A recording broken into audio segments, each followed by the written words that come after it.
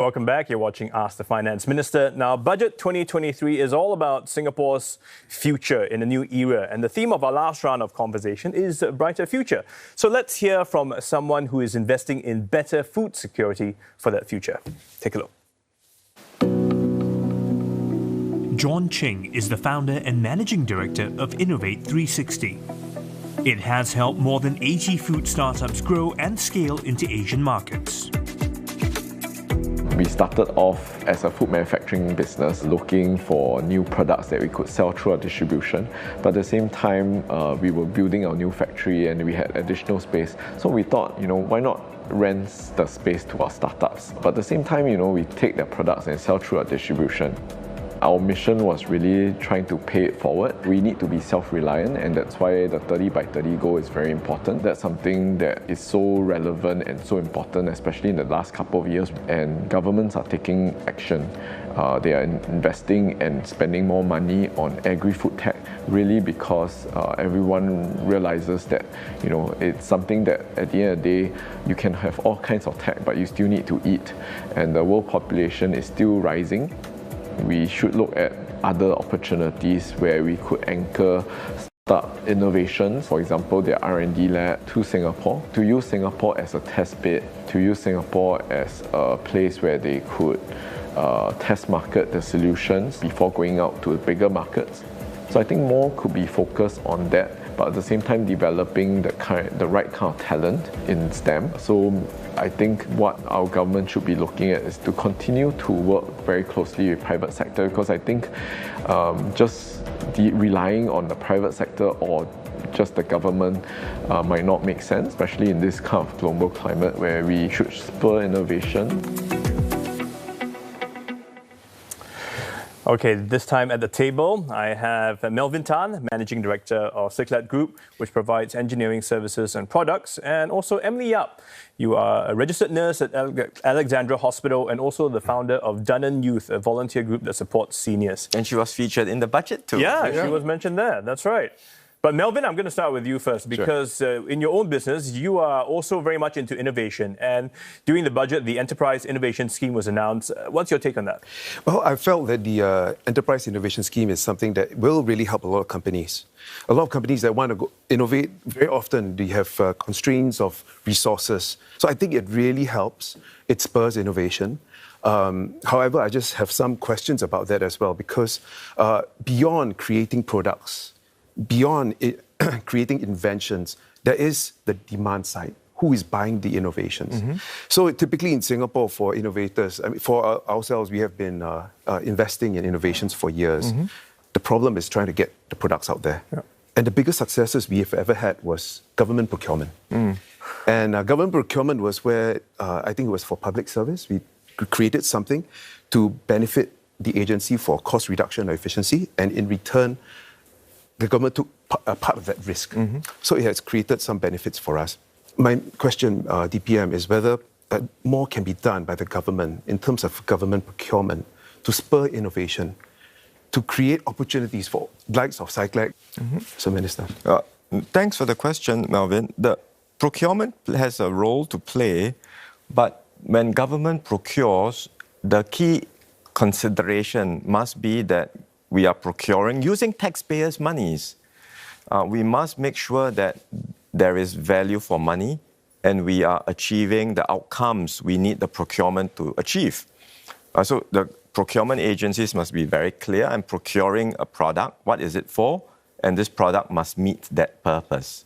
And we want to be fair to all parties. We have to do it through a proper arm's length process, rather than to say, look, just because I think this local company needs a helping hand, therefore I favor this person as opposed to someone else. I think that would lead us down a very slippery slope of who decides and how does the government pick its procurement partners. We don't want to do that. So we will continue to have very clear arm's length procurement.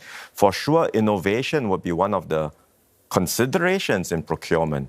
But procurement has a particular purpose, and I think we should be very clear what it is. Mm-hmm. It doesn't mean, but spurring innovation is a separate matter. Then we have so many other schemes in which we can spur, motivate innovation. And I hope, more importantly, that our firms do not rely on government procurement to be successful, because if they do, I think we are in trouble. That's right. First of all, our market is so small, and then government procurement is just a very small fraction of that market. So it's very important that our firms, if they win a government contract, very good, so much the better. But really the market for our firms, the demand that you talked about, has to be international. Yes, Minister, I totally agree with that point, right? It's basically giving credible reference. And actually it's through sandboxing of innovation challenges. So where it's a competitive process where you win innovations and therefore you create a platform for these local SMEs to go beyond the shores. And frankly, the innovators that have succeeded, usually it's overseas first, then they come back. But I think there's opportunity for Singapore to provide that platform. Through a government procurement system. So you're asking more about helping companies go further, go beyond our shores, right? It's actually an international innovation for internationalization. Okay. So it's both ways. I think we have had success stories where companies succeeded, overseas come in, but we've also had many success stories where companies succeeded in the domestic market and then go out.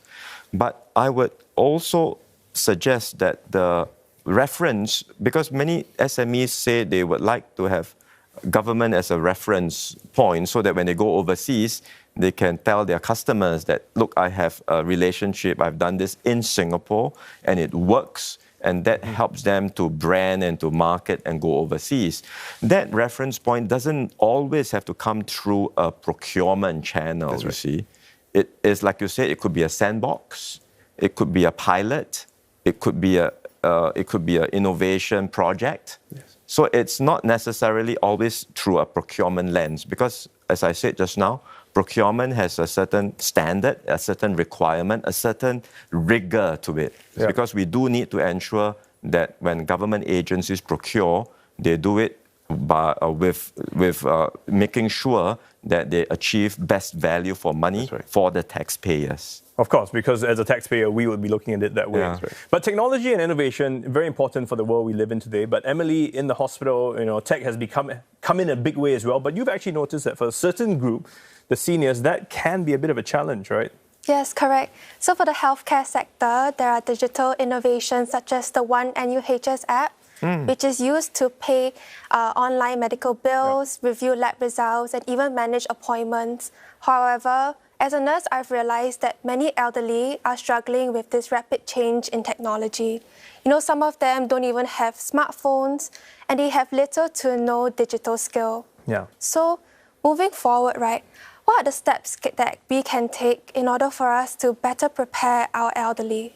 We are doing there are a lot of programs that we are sort of putting in place to really reach out to the elderly and get them to a bit more familiar and to, with technology, with new technology. So particularly in the last 3 years of COVID, we have ramped up a lot of that programs. And, because we've had all sorts of restrictions, it's been more difficult for people to get in touch with one another. So some of these have helped.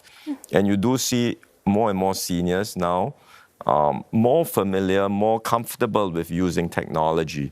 Our penetration rates for smartphones has been constantly on the rise. Many of them do have the ability to, they own smartphones, but getting them to use the phones, to use the apps in the phones, well, that's another step. But increasingly, even for somebody like my mother, who is 83 this year, she used to resist using WhatsApp. She, because of COVID, ironically, precisely because of COVID, she learned to use WhatsApp to communicate. She learned to use Zoom to communicate. And I think in that sense, we see some positive, developments on that front. It's a bit of a silver lining in this crisis. So we will continue to ramp up efforts and get the seniors to do not be so afraid of technology and really embrace technology, and benefit from it. Actually, we all have a part to play. I mean, like you, I am tech support for my parents. In a way, WhatsApp was. Now I'm kind of thinking, I wish you didn't get WhatsApp, so I wouldn't get the ginger can cure cancer kind of messages. All sorts of things. But and look, CDC vouchers, right? Yeah. A lot of we went through CDC vouchers. We provided a backup manual. If you need help to go to the CC, you get the paper vouchers. But more and more of them are now comfortable getting the link and using the CDC vouchers on the phone. I mean, let's turn our attention now to talk about the future of the country as we move ahead. DPM, you touched on ensuring a lot of things, climate resilience, one of this, ESG as well, but also our social compact, and sort of. We can only move forward together as a community, as a country. Everyone has to want to be a part of it. Maybe Melvin, I'll get your take first. How do you feel about this approach? What do we need to do to create sort of that future Singapore that we all want? I think a lot of the moves that we have done has been very much aligned with our own company's beliefs. The progressive wage model, I think that's one that is really moving, even for our company, moving it forward. We have been slowly trying to move it up. Excellent. Because the issue for us, we have seen over the years, or at least the part that encourages us the most is when our workers come back and say, thank you so much. My whole family is now finished their universities and they were workers before. So I think that we are rewarded by that feeling and we also rewarded with the loyalty. So we believe that this scheme is going the right direction. For the going further, I think the issue is, of course, healthcare for my older workers. It's increasing very drastically for us. As they go older, we provide full healthcare beyond whatever is... Sorry? Do you make a conscious effort to include older workers? It's not a conscious, it's just that they're still delivering the value. Right. They are slower in terms of the actions, but they are not slower in terms of they're poorer workers in any way because they have the skills. They are craftsmen already, a lot of them. So we're trying to create that class of craftsmen. Yeah. But the difficulty for us over time is the cost. Okay. The cost is moving up. We still have to take care of our staff. We still have to build their career path. Even they're 60, 70. I've got quite a few people, long service awards of 50 years or 40 years old. So we're trying to figure out how do you take care of them as they age gracefully. They all tell us you still want to work even on the wheelchair. I don't know if I can do that. Should we raise the retirement age even more? Some people will be angry with me for that. So my question is how can companies how can the companies work with the government to allow the old age workers to continue to work into their twilight years? Well, first of all, I'm very happy that, Melvin, you have a progressive mindset in creating the environment for all your workers, lower income workers, as well as senior mature workers in your company. And we want more employers to embrace that sort of mindset. And then the government will work with employers to see how we can support employers. We already do with schemes like the Senior Employment Credit, Workfare for lower income. So effectively, the government is bearing part of the wage costs for employers, as it is for lower wage workers, for senior workers, to reduce the wage costs for companies to employ more of seniors and lower wage workers. But beyond that, of course, we do want to make sure that we take care of our seniors. We are looking at healthcare, how we can do better.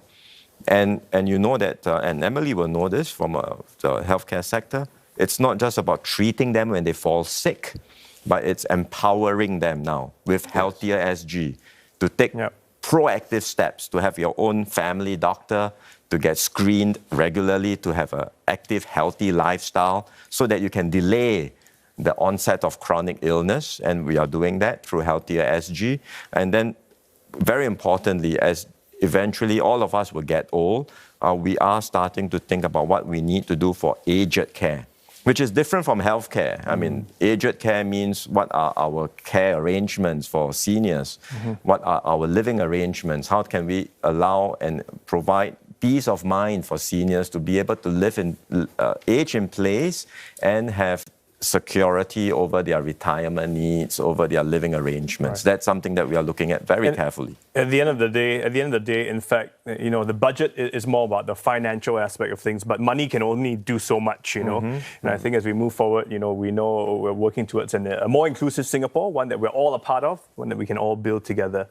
So unfortunately, we have run out of time. We've had a great conversation, so we have to wrap it up there. Thank you so much, DPM, for coming in. Thank you to all our guests for coming, sharing your thoughts with us. And for all of you who have been joining us at home, thanks so much. This has been Ask the Finance Minister.